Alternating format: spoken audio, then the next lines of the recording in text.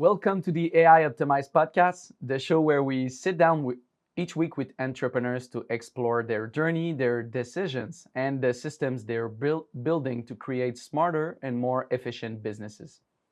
Today's conversation is with someone who has lived the construction industry from the inside out. Babak began his career in the early 2000s as a building envelope technician in Vancouver. That role gave him a front row seat to how buildings are really put together and how expensive bad decisions can become over time. He later moved into construction management, working on a large multi-tower projects at a young age and learning every phase of construction from the ground up. Even with a solid career, something was missing. In 2014, Babak took a major risk and stepped into entrepreneurship, building and selling his first project while under serious financial pressure.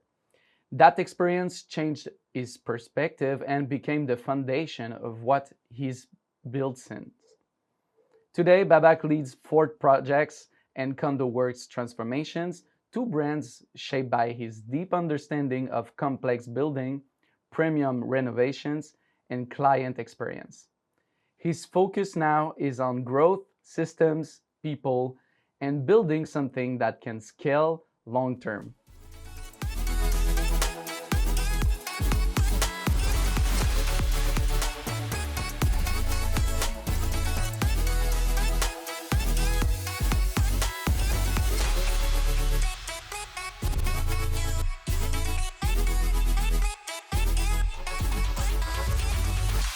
Babak, thank you for being with us today.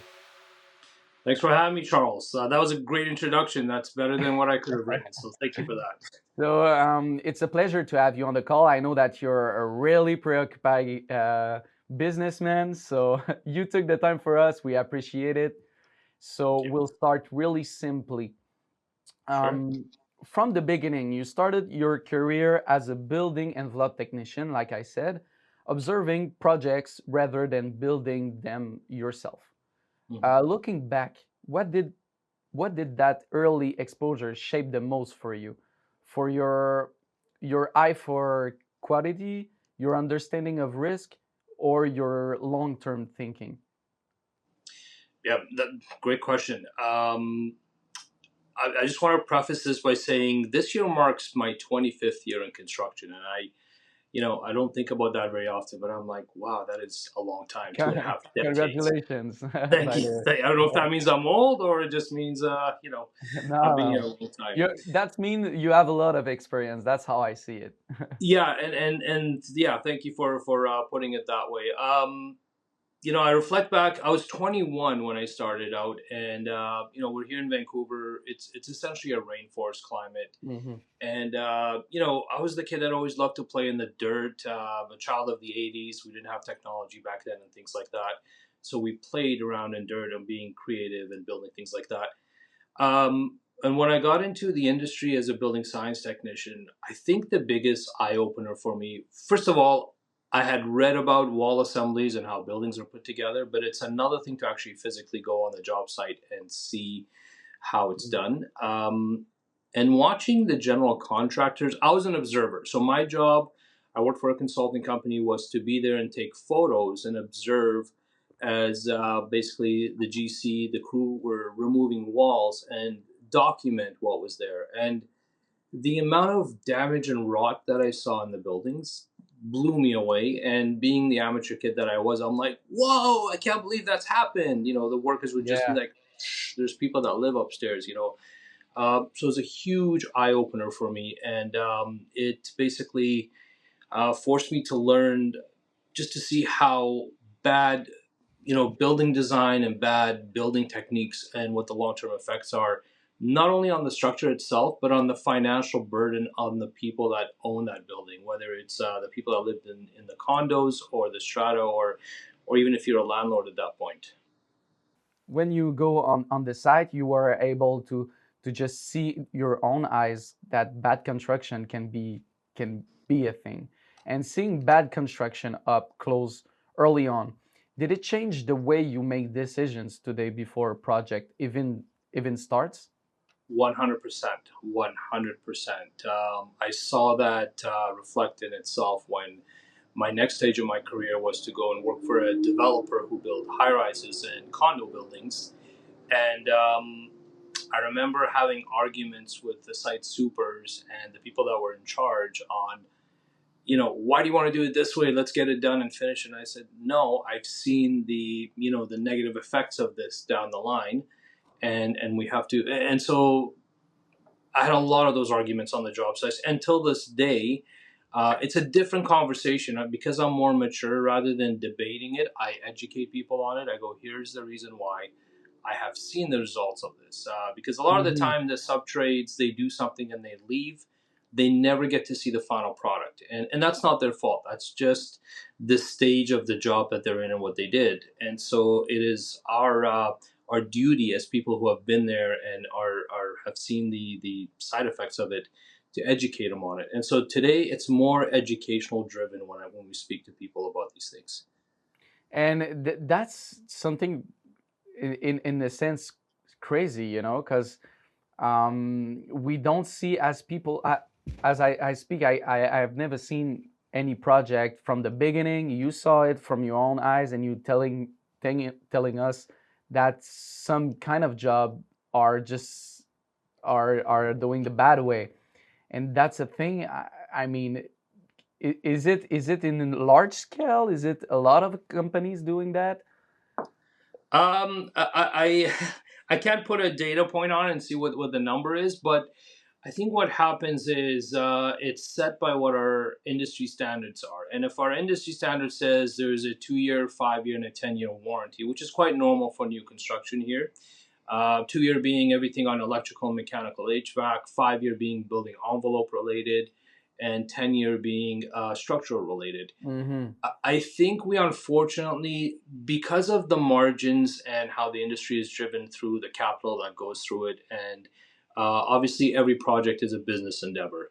Uh, Builders sometimes tend to build to the bare minimum just to pass the threshold and make it past those Mm. 2-year, 5-year, 10-year. After that, they say it's not my problem. Now, that's not everybody, definitely also not us as well. But there are some people that I just wish. slide through I the wish. radar. Yeah, some people do that. However, there are some actually that take responsibility for it and they say, no, we've experienced. Then these are the longer term developers or Hmm. builders. They've been around, they've seen it, and they say, well, no, we experienced the negative effects of that. Let's make sure we build it so it has longevity.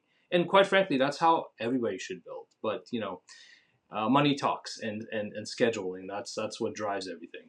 Yeah, that's for sure, and you make good point of it. I think that's the one number one reasons that people can just let themselves do bad jobs. It's all about money and just doing at the right time and push it up. But do you think that observer seat, if we can call it like that, this position, observer seat, gave Mhm. you an advantage later when you're moved into leadership roles? Without a doubt, without a doubt. There's two types of observers in my mind. There's the type that is passive, so you see something, you're like, meh, and then you keep walking. And then there's the other one, which I like to think is who I was. You see it and you record it, and you say, well, we can't do that next time. So being in the position and seeing it, but also knowing how to take that information and deciphering it, so that in the next project you're being proactive, is super important. Mm-hmm.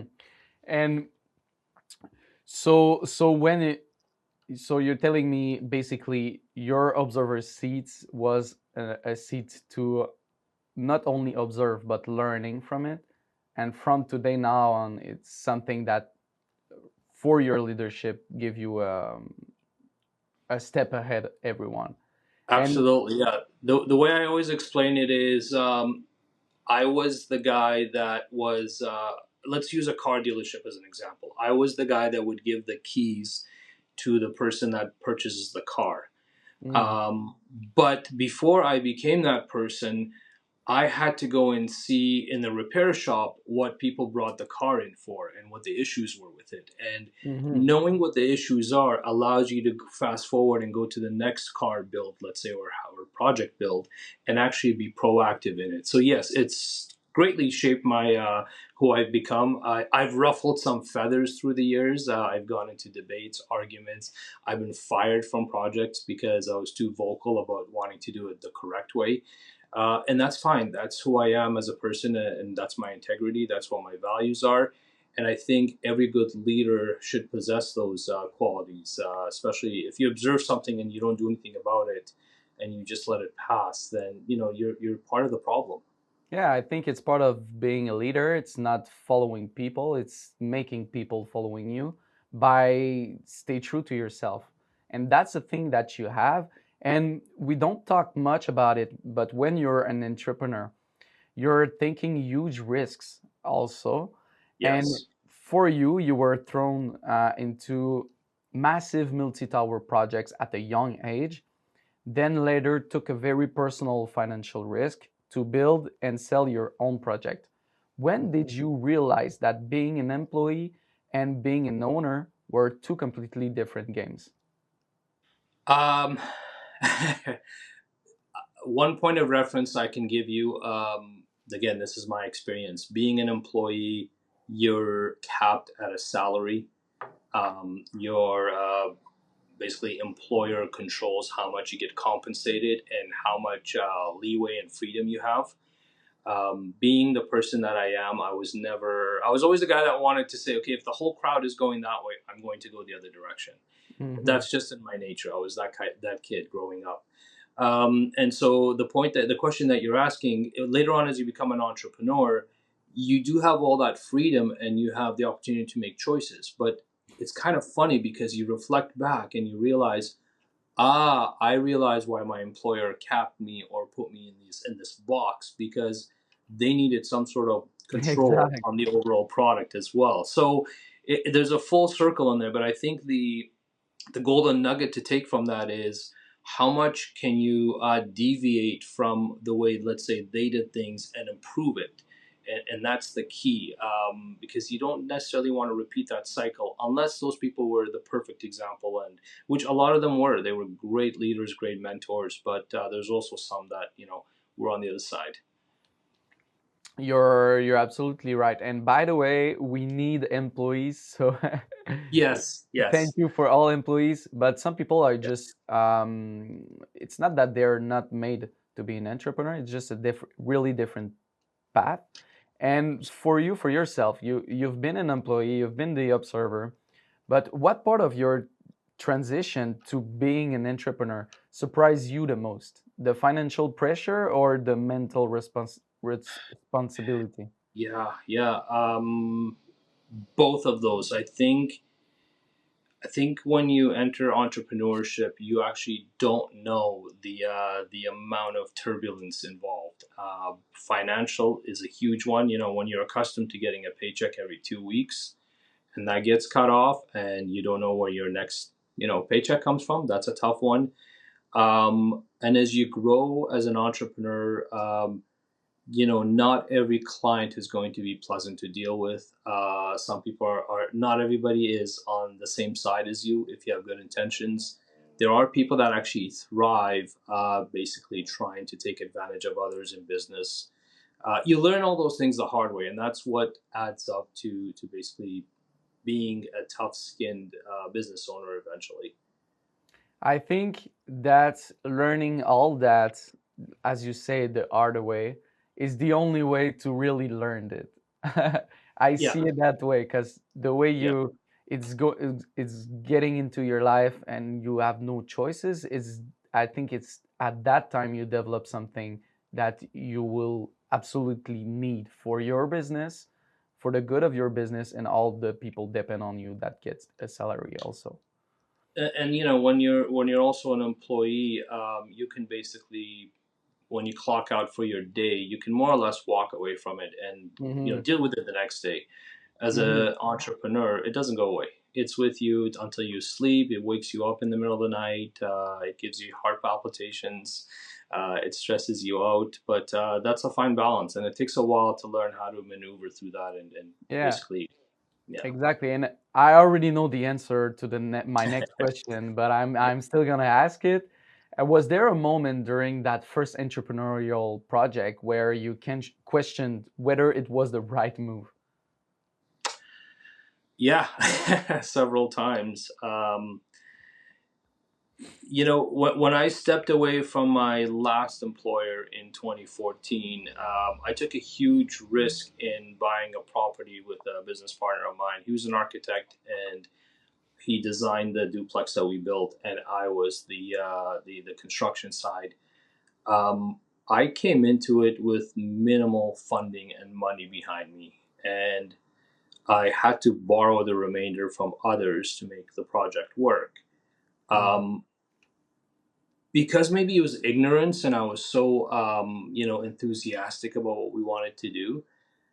That level of risk that I took at that time, and the amount of responsibility on me financially, not just my own, but also my investors, uh, it was huge. Like, I'd wake up in the middle of the night, I'm like, oh my God, if this doesn't go correctly, or if the market flops, even if it switches even 10%, which is, Mhm. the real estate market we're in today, I'm done. They're going to come after me, and I don't have anything to back it up. And then that's when you start freaking out. So it lights a fire under you, and it's basically all in or nothing, is what Exactly. happens. And And that's the what it fact was. that you don't know also when it's going to work, Yeah. it's giving you that thinking of. But you start to learning as well, that your mind playing tricks on you, and Hmm. sometimes it's just your thinking, your overthinking is over things, but it never happened. That's also another thing. Yeah, you know what I did at the time? This was 11 years ago now. I started listening to audiobooks heavily, and one of the ones I listened to on repeat was a book called Think and Grow Rich. I'm Amazing not a book. religious person by any means, but that book was kind of my religious sort of calming down effect, because it was in my ears, and it was the same sort of tone and speech every time, and Hmm. for some reason it calmed me down. So I think we all need that voice, as you said, to basically shut off the negative voice in our own heads. And you need something from the outside, whether that's an individual, or in today's world, like, there's so many audiobooks and podcasts you can listen to where people actually tell you, I've been there, done that, just hang in there. That's all you really need sometimes, is Hmm. hang in there. That's the thing. Today you have a lot of informations going on the net, and you have a lot of people who have done it before you. So you can Yeah. just listen to those people who have already have the results that you wish you want, and that's Yeah. kind of a motivation. But not only a motivation, but it's more like a navigator that will just say to you, you're on the right path. Continue, don't give up, and it's good thing sometimes to And hear look, I've been around this for a while now. I still do that. Some that. days when I Hmm. wake up and I have a lot of stress, I'm like, I just plug into one of my old books, or I go on YouTube, and I know who my Yes, motivation. as you said, you're still doing it today because I think that today you have more experience, but you still want to go to another level. And I think it's never leadership. It's something that you need to work on it until your death. It's not something that um, you're beginning at some point, just you stop learning from leadership and you're a leader. It's not like that. You never stop learning, and that's a thing. Yeah, I mean, one thing I'm learning is leadership has different levels, and if you listen to enough people who run mentorship or leadership courses and programs, and they tell you about that level, and you don't know what that level is until you get there, because with every step of growth as a business owner, you encounter new problems and new challenges, and sometimes it's people problems, sometimes it's financial cash flow, sometimes it's the volatility of the market. And as a leader, you only grow once you surpass that next threshold. And once you pass that, what you thought was super hard, and you look back, you're like, oh, that wasn't too bad. It's kind of like playing a video game. We all played video games growing up, and that first level where you want to level up, it's difficult, and then you just continuously do it, and before you know it, you're on level 50 or 100. Life is similar. It's the same thing. It throws challenges at you. Hmm. And That's a really good example. And the foundation you've built, the businesses you've built are based on your personality, the identity you built from your past. So today, Ford Projects and CondoWorks, that's your businesses, are very intentionally positioned businesses. How much of that identity, I told you, comes directly from your past experience in high rise construction? Yeah, so the condo work side is specifically designed on around how we handle condo renovations. The thing about condos is once the developer builds it, they have a lot of logistical flexibility. Like if you drive by a tower and you see it getting built, you'll see an actual elevator on the side of the building that carries materials and people up and down. It's a lot easier when you have those facilities. When the building is finished and people live in there, knowing how to maneuver logistically, again, to bring materials in, take materials out. I always say when you go through a condo unit, everything has to go through a 36-inch door. Everything has to come out of that door and everything has to go back through that same size door. Not everybody has the level of experience on how to handle that. Mm-hmm. Also, condos hold a lot of liability. If one little error is made and there's a leak, now you're liable for every unit on that floor or below you, and it's not everybody's cup of tea. So we brought myself and my right hand man Dave, who's also used to work with me on high rises. We brought that level of experience on how to build those tall buildings, and we implemented those steps into okay. How do we make sure we run renovations? So first of all, we make the neighbors happy. They're not upset at us. We don't do any damage. We don't disturb anybody, and we build this thing into this gorgeous unit for the client because we're working with designers, and deliver it without causing too many headaches or obstructions. So that level of experience from the high rises was brought in. On the Forte side, we do homes and we do duplexes, triplexes, things like that. And it's the same thing. It's the same philosophy. It's what did we learn on those job sites that we ran, and on top of that, we added a bunch of core values to it. We set up a bunch of core values and said, this is how we're going to behave as individuals, as employers and Mm-hmm. employees, and those core values have been important to us on both sides of the business too. Mm-hmm. And that's what I love about you, Babak. And as an entrepreneur in this industry, you mark yourself by being specialized and being the professional and not just the do everything contractor. Mhm. So, but why was it so important for you to specialize instead of being a do everything contractor? Because I saw enough people that, and I still have colleagues in the industry that are everything to everyone, and I think that creates huge inefficiencies and it lacks expertise. And not lacks, but it reduces the expertise. So I think it's really good to separate and niche down. Anytime you read about business, the ones that are the most successful are the ones that niche in a very specific area. And I read a book called Blue Ocean Strategy, and I highly recommend for anybody that can read that book.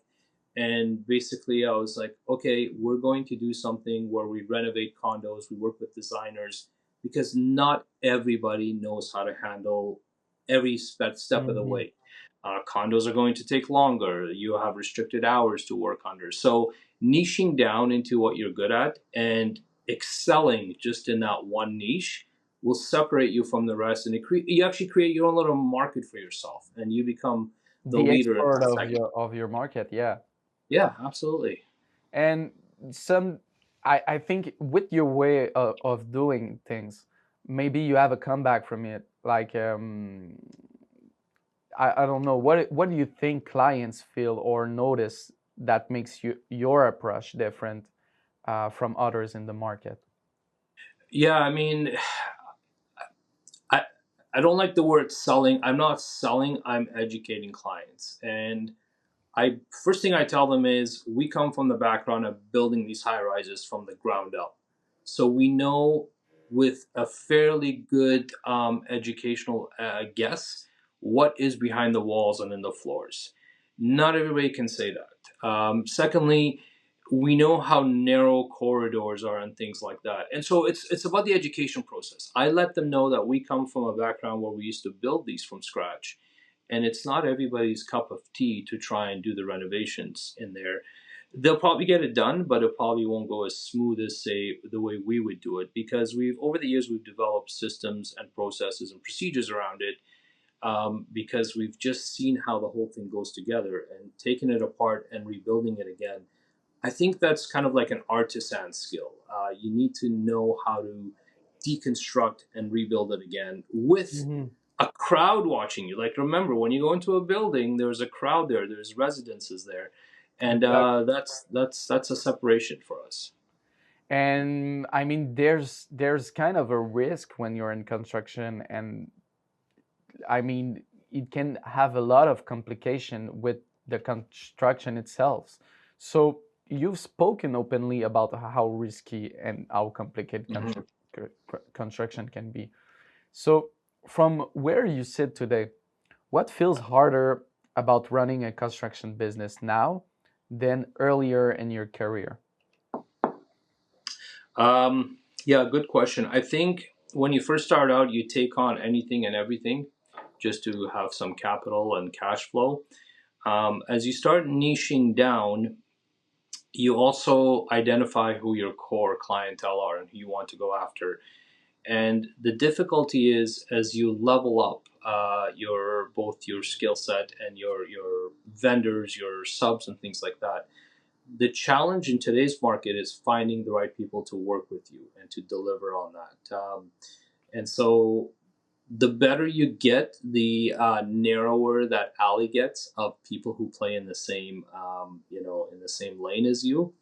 And so, like, I'm on a mission this year to find some of the best to work with us, and will actually understand where we're going. And so that's part of the challenge. And another challenge is, I'm going to sound like an old man right here, but everybody seems to be putting out media and stuff on social media, and they look good on video, but can they actually execute in reality? And we find that we're competing with people who have a large media presence versus we're more referral based. We've kept it, more on the down low and such. So this year we're investing in a lot of videography and things like that just to bring ourselves up. So I would say those are the two things.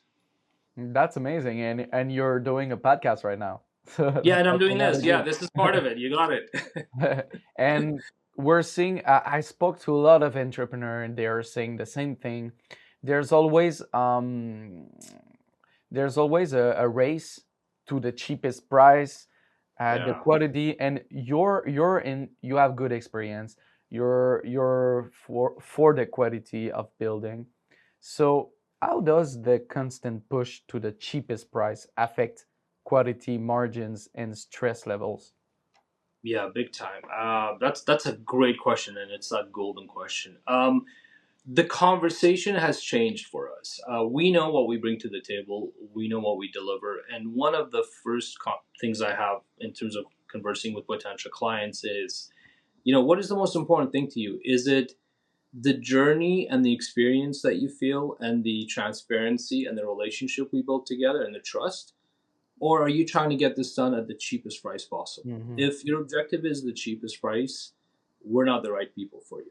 We're at a stage now where I can say that to people, and we're not the most expensive either, but we charge for our time and our value and our level of experience. And I think getting to that level of confidence, it takes a while to get there. And racing to the bottom is never it's never been my thing. And when people tell me how much will something cost, or I'm looking for this, I give them a very rough estimate and I gauge them based on that. Is this within your range you were thinking? And it's very easy to basically eliminate like 99% of people that are not the right fit. And I don't mean that in a negative way at all. It's Hmm. just what we bring to the table is going to be different than the cheapest fitter. And just to add to that, it's dangerous because our industry has been built on that. Unfortunately, it has a reputation of this guy's cheaper, that's cheaper. Well, cheaper sometimes equates to issues, problems, challenges, and what I talked about early in my career. Seeing these buildings being ripped apart and all the rot and disruption that happened. So it's an educational process for us and also a filtration process, identifying the right clientele and people. Exactly, and that was gonna be my second point about it. You already said, um, so there's misunderstanding in with all of that, because there's an image that people made of construction building with the cheapest and the less quality of materials, everything. So what do you Yeah, think many people outside the industry completely misunderstand about construction businesses? yeah, great question. I think there's a taboo out there that, first of all, the language.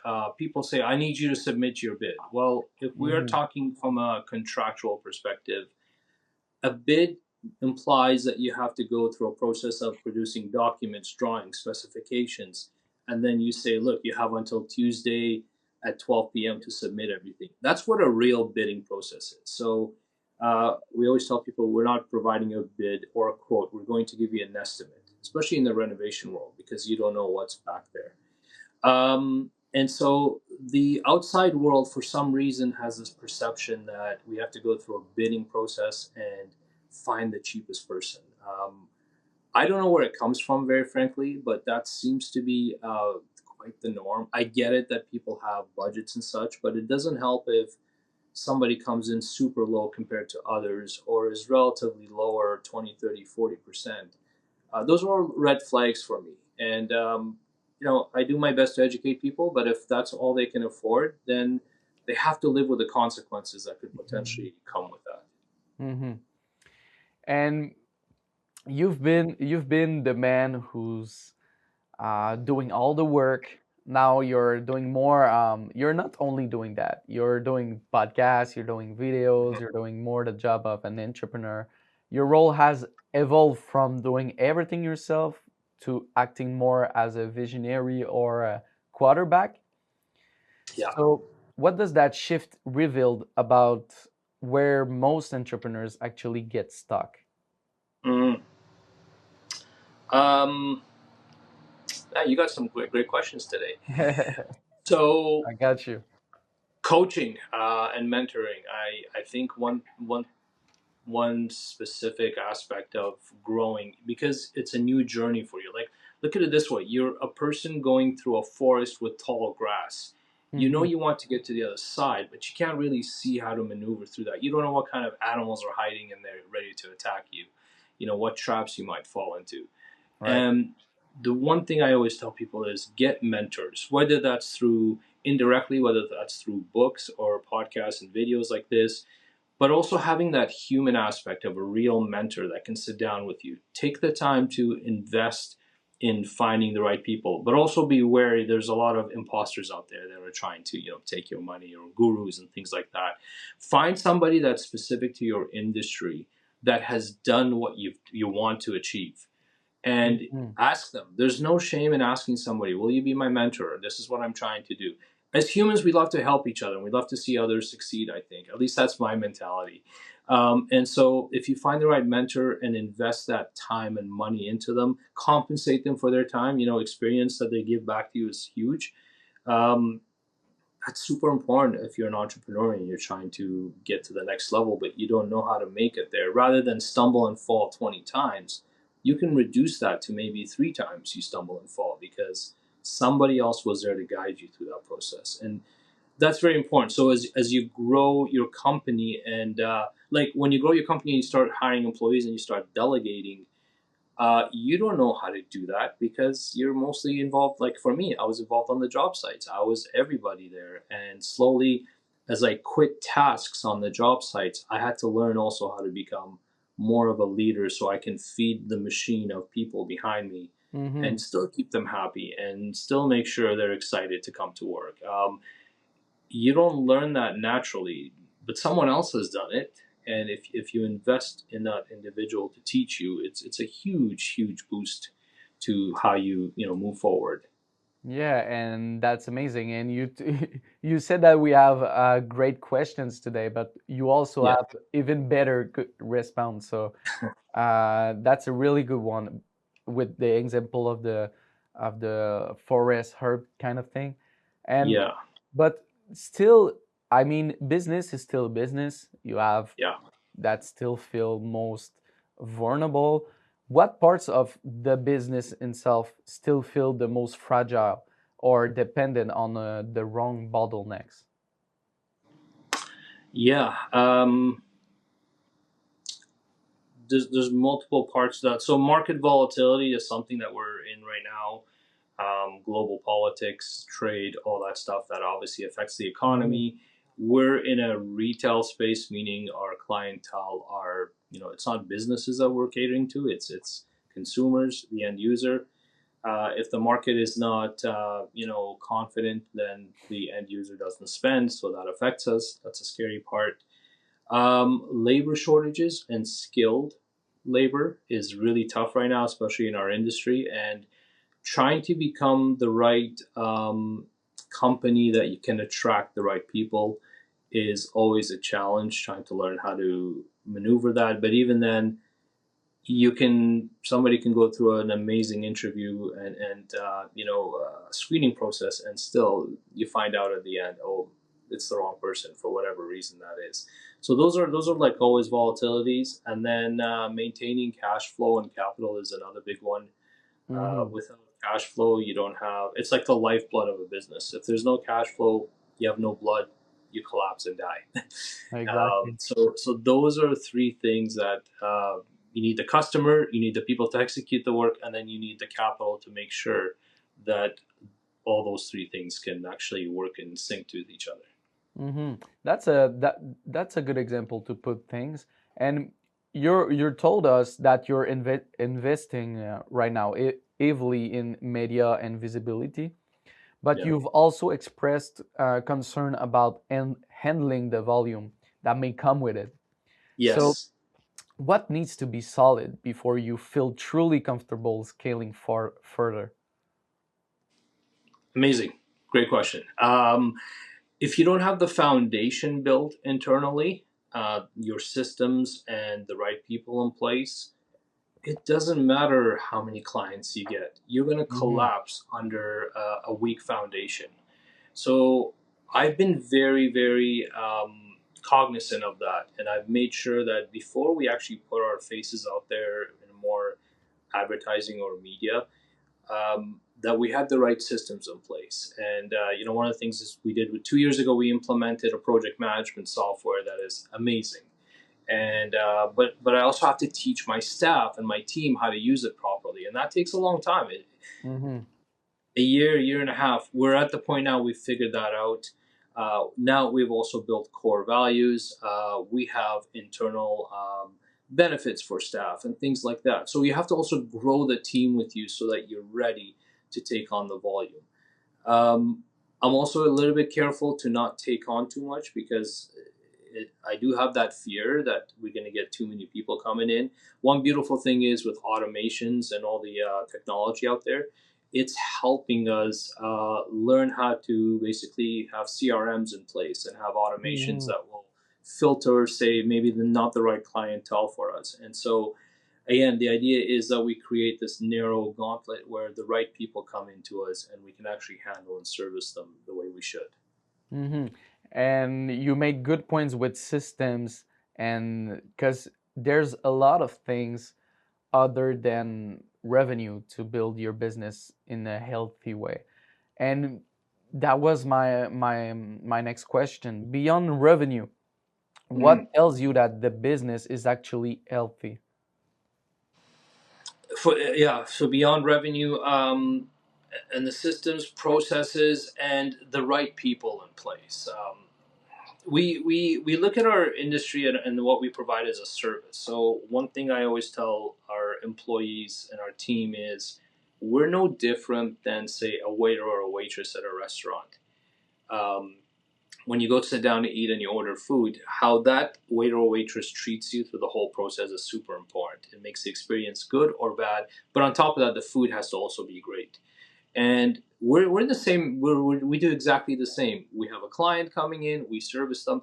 I have to make sure that my team knows how to handle that. So a lot of training in core values and how to appeal to people, how to talk to them, and how to handle, say, if there's any complaints and things like that. So we're heavily customer service based because we're front facing in that regard. Mm-hmm. And so teaching our staff how to handle that is important, because all it takes is one bad experience for a client to sort of ruin our reputation. And so, investing in your people is huge. Your people are your biggest asset. Without your people, you're basically by yourself again on an island. Mm-hmm. And that's the words of a true leader. That's Yeah. amazing. And I'm gonna ask you the next question is a question that we ask to all our guests. It's the magic wand one.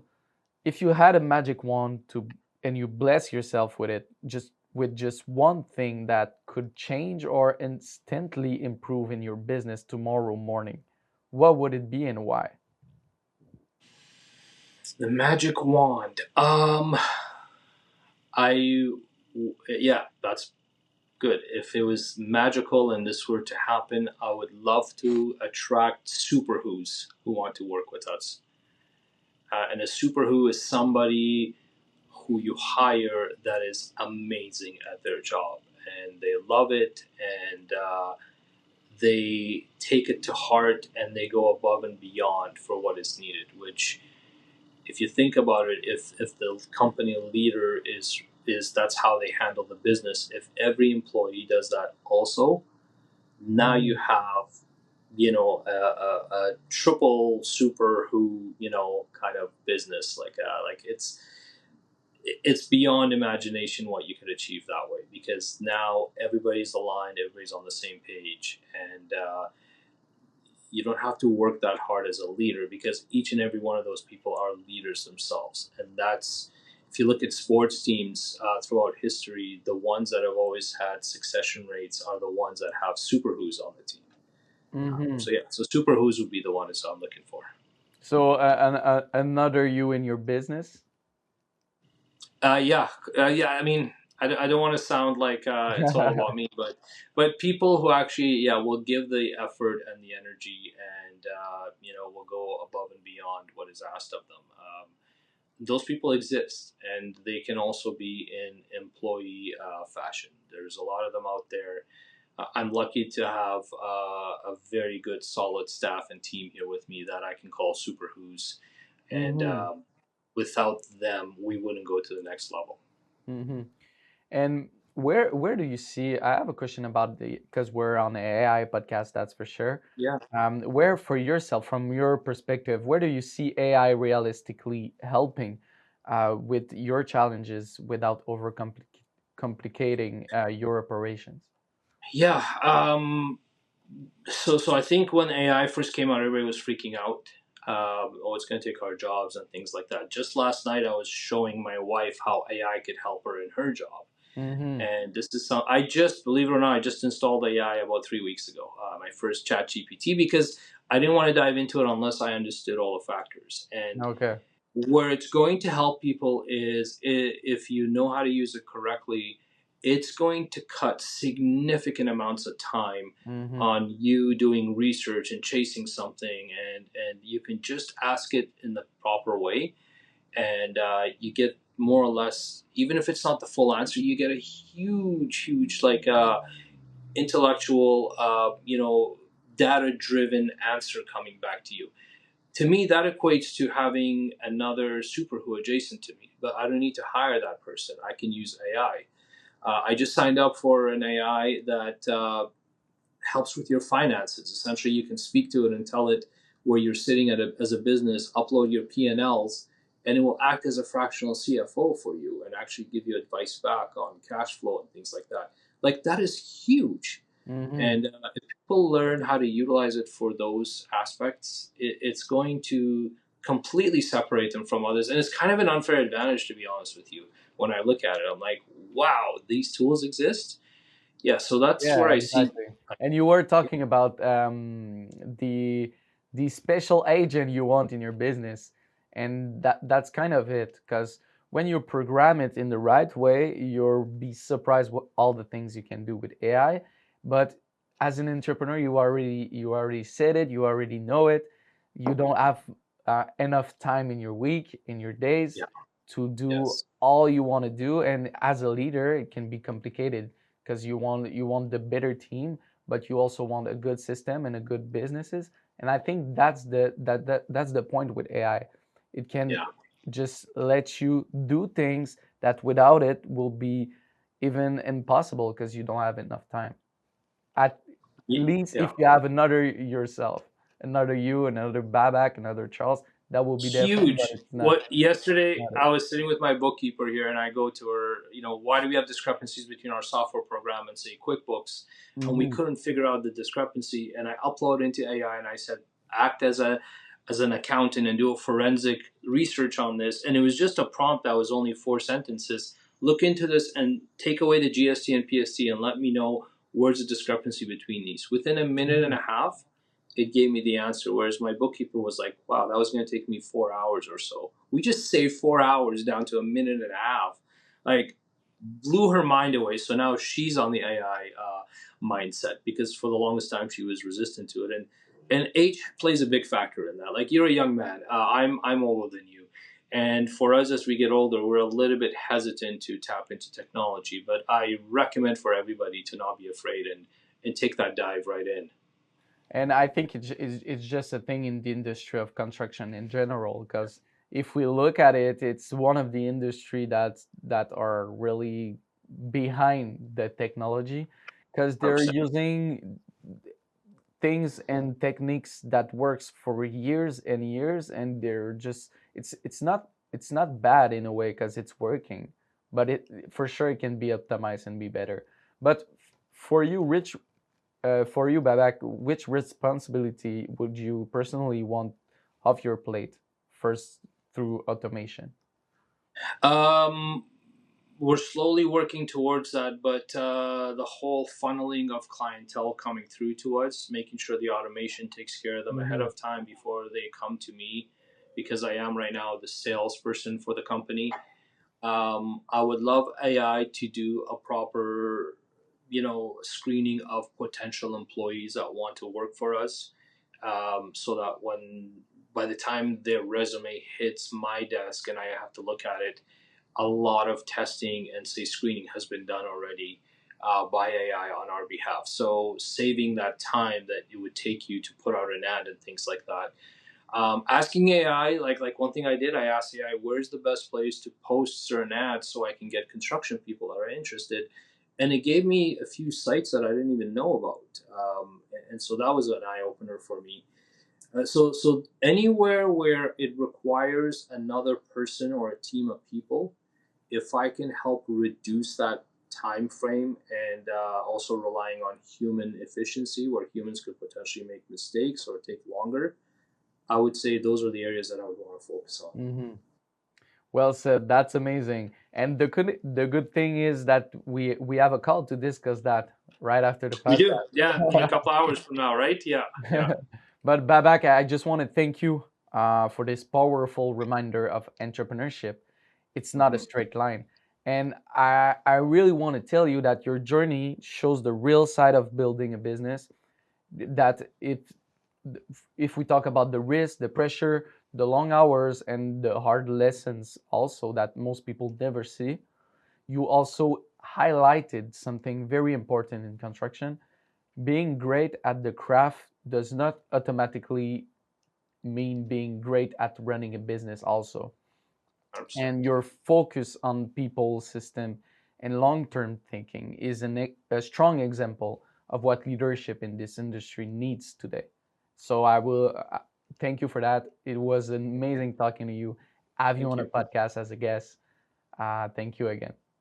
I much appreciate it. Thank you for having me. It was a great conversation. Thanks so much. Yes. And for everyone listening, Babak's story is a reminder that real growth comes from experience, patience, and the willingness to evolve, not shortcuts. AI and automation are not just tools, they are real competitive advantages. Thank you for being with us. We'll see you next week on the AI Optimized podcast.